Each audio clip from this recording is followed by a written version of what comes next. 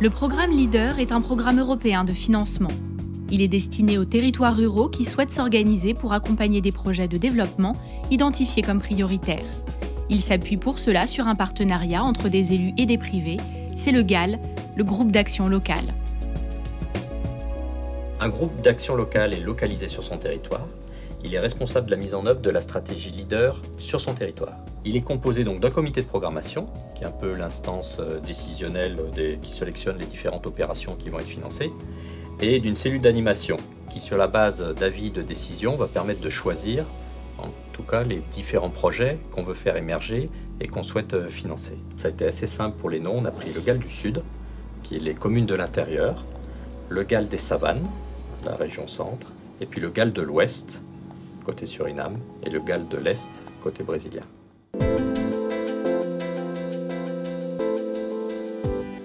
Le GAL de l'Est intervient précisément dans les secteurs de l'agriculture, de l'artisanat, du tourisme et de la valorisation des patrimoines historiques et culturels, qu'il s'agisse d'initiatives publiques ou privées.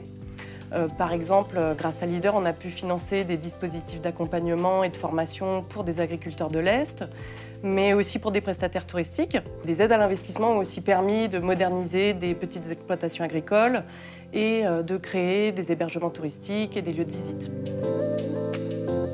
Nous avons mené un programme LEADER sur la commune de Wanari avec les agriculteurs de cette commune pour les aider dans la modernisation de leur exploitation. Un des objectifs était le désenclavement. Ainsi, avec l'aide du LEADER, nous avons financé une pirogue qui permet la commercialisation des produits agricoles.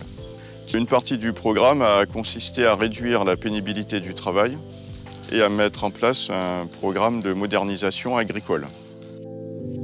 Et ça permet de m'acheter une tronçonneuse, une débroussailleuse, une tondeuse. Auparavant, que ça matériel, c'était presque moi pour tout sabrer, jeter, après bouler. Et après, en une semaine, tu peux faire tout ça. Donc, production va aller plus vite. Au niveau physique, je me sens moins fatigué qu'auparavant. Donc, j'ai moins mal dos, bras moins forcés. Alors, c'est mieux aider nous que ça font toujours. Ensuite, il y a eu l'apport en eau sur les parcelles avec l'achat de citernes qui ont permis donc l'irrigation. Et en troisième partie, c'était l'accès aux parcelles. Réduire le temps d'accès qui, de 1 heure de temps, est passé à 10 minutes par le financement d'un quad et de sa remorque. Le quad, ça m'a permis d'arriver plus rapidement sur mon exploitation et de chavoyer mes affaires. Et mieux, c'est à transporter le bois, les tôles pour le carbet, les maniocs pour faire le couac. Et l'eau, quand il n'y a pas de pluie, je chavoyais de l'eau pour arroser mes plantages. Bon, avant, sur le dos, c'était plus difficile et ça prenait plus de temps. Mon champ est à peu près 2 à 5 km du village.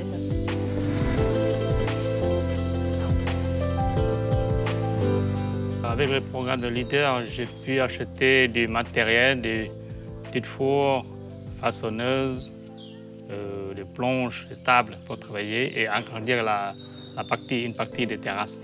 Donc j'ai réalisé une extension de 3 mètres sur 9.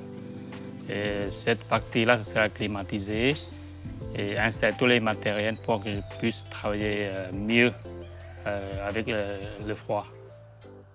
Le rôle de la cellule d'animation, c'est d'animer le territoire autour de la stratégie du GAL, puis d'accompagner les porteurs de projets dans le montage de leurs projets et dans le montage de leur dossier de demande de subvention. Mais le travail de la cellule d'animation ne s'arrête pas là, puisqu'on accompagne aussi les porteurs de projets tout au long de la réalisation de leurs projets et jusqu'au versement des subventions qui se fait a posteriori.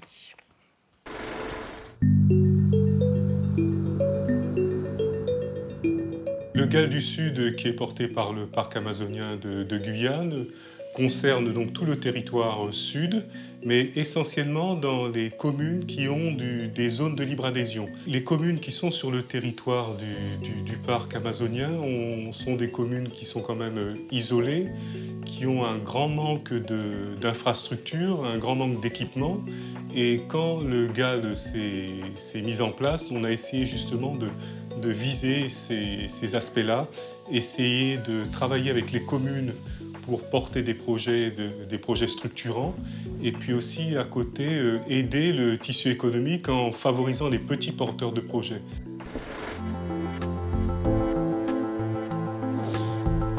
Donc afin d'accompagner le développement de cette activité, le parc amazonien, grâce au financement européen du Leader, a pu mettre en place ce programme de formation des guides amazoniens pour développer les compétences de ces professionnels qui sont un véritable maillon central du développement touristique. Donc 12 stagiaires issus d'offices du tourisme, d'entreprises et d'associations locales sont formés.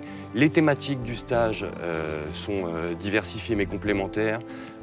Donc c'est autour des techniques d'animation de groupe, un gros module hygiène, santé, sécurité avec une formation secourisme en milieu amazonien très poussée.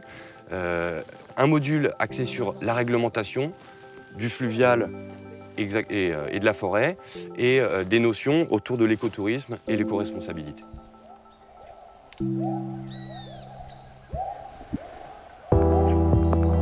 On a acheté des moteurs, des pirogues pour renforcer notre activité qui est le transport scolaire fluvial. Nous avons quand même, en gros, pour les 3 lignes, 6 heures de travail constant et nous transportons en gros plus de 50 élèves tous les jours, le matin et l'après-midi. L'enveloppe globale budgétaire du programme Leader, c'est 10% environ du PDRG, du programme de développement rural de la Guyane 2007-2013, c'est-à-dire environ 8 millions d'euros sur les 77,7 millions d'euros de fonds FEADER attribués à la Guyane. Si vous rajoutez les cofinancements des partenaires, à savoir le Conseil général, le Conseil régional et le CNES, cela fait environ 9,7 millions d'euros pour tout le Leader sur la programmation. Cela a permis de financer plus de 282 projets sur les territoires ruraux. Le GAL des Savanes est porté par le parc naturel régional que je préside. Les fonds européens se terminent en 2015. Donc les programmations ont déjà été faites pour cette période. Ce qui a été mis en avant, c'est le développement des produits du territoire, le patrimoine naturel, l'écotourisme, l'agriculture également. Grâce au marché des produits régionaux, j'ai pu rencontrer d'autres agriculteurs, donc échanger, j'ai pu voir leur emballage, ce qui m'a permis à moi d'améliorer aussi mon packaging puisque j'avais un manque à ce niveau. Et c'est moi qui ai eu l'idée des petits paniers pour le plaisir d'offrir parce que je me disais que c'est un patrimoine ce que je fais, donc j'aurais voulu le présenter dans quelque chose de bien de chez nous. Alors l'aide sur le programme Leader a permis de financer 3 projets. Donc le carbet d'accueil pour les animations, le canal d'accès au marais et un livret de découverte des milieux et des hommes, bien sûr, de Sinamari et Irakubo. Donc la réalisation de ce livret s'est très bien passée avec la participation des communes de Sinamari, Irakubo, de la Sepangui et du Conservatoire du Littoral. Nous avons mis en place un comité de pilotage afin de partager toutes les étapes de réalisation de ce livret. Ce canal d'accès permet maintenant à toutes les personnes qui veulent découvrir le marais de pouvoir mettre à l'eau leur canoë immédiatement derrière la Maison de la Nature. Le GAL de l'Ouest est porté par la communauté des communes de l'Ouest guyanais. Sur les 5 dernières années, le GAL de l'Ouest a accompagné une centaine de porteurs de projets sur les différentes opérations que nous avions mis en place. Alors l'aide Leader a été utilisée sur 2 axes majeurs, la communication et l'équipement. Donc on a équipé 2 sites qui sont la Crique Société La Forestière et l'île Hermina, située en plein milieu du fleuve du Maroni, avec des carbets et des tables de pique-nique pour que les gens puissent bénéficier de ces sites et venir passer un petit temps et profiter justement de zones de baignade ou de patrimoine paysager assez intéressant. Et l'autre volet, c'est un volet communication. Cette aide nous a permis de faire une brochure qui sera tirée à 5000 exemplaires pour la promotion de l'Office du tourisme et des activités touristiques sur la commune d'Apatou. De cette partie de communication découlent 3 panneaux d'information. Un panneau qui est situé à l'Office du tourisme et qui reprend l'ensemble des activités touristiques et patrimoniales qu'on a sur la commune. Et sur les deux autres sites, on parle plus de protection de la faune sauvage par rapport aux quotas de chasse ou de la faune piscicole et des polissoirs amérindiens qui sont présents sur la commune d'Apatou. Alors nous avions financé des projets agricoles, des projets touristiques, des projets sur le patrimoine également de notre communauté et bien sûr sur la partie culturelle. De preuve, nous avons financé fortement les Jeux Kalinia sur la commune d'Awalaya-Limapo. Alors, grâce au programme LEADER, la commune d'Awalaya-Limapo a pu réaliser plusieurs opérations. Les Jeux Kalinia, la Nuit du Samboula, les opérations d'inventaire participatif, un programme de paysagement. Et ce programme a permis effectivement d'implanter véritablement les actions dans le cadre du développement durable de Awalaya-Limapo. S'agissant des pirogues, c'est un véritable chantier d'insertion qui a été fait et le programme a permis de travailler beaucoup sur, d'une part, les savoirs techniques, mais aussi sur la transmission des pratiques techniques liées donc, à la construction des pirogues. Et derrière moi, vous avez donc les pirogues qui ont été construites par les stagiaires du chantier d'insertion.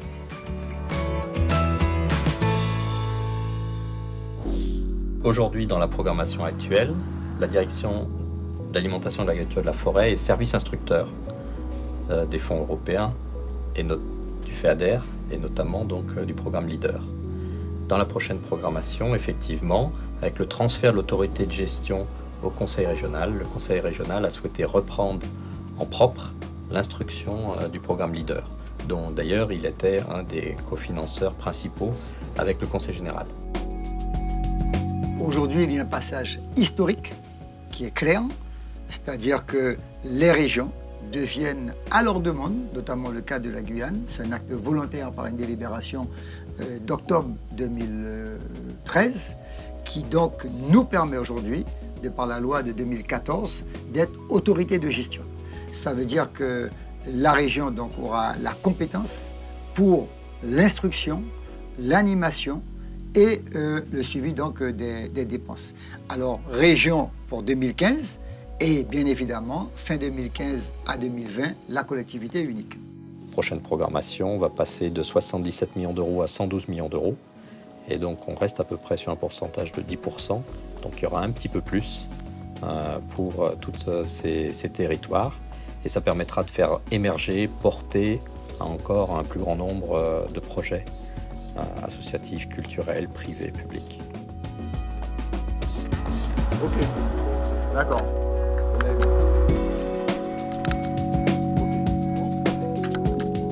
Ok.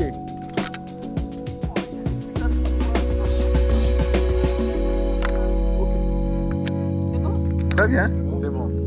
Très bien. C'est le dernier. Ok. Non. Ok. Très bien. On voit que madame travaille le plus du tout. C'est bon.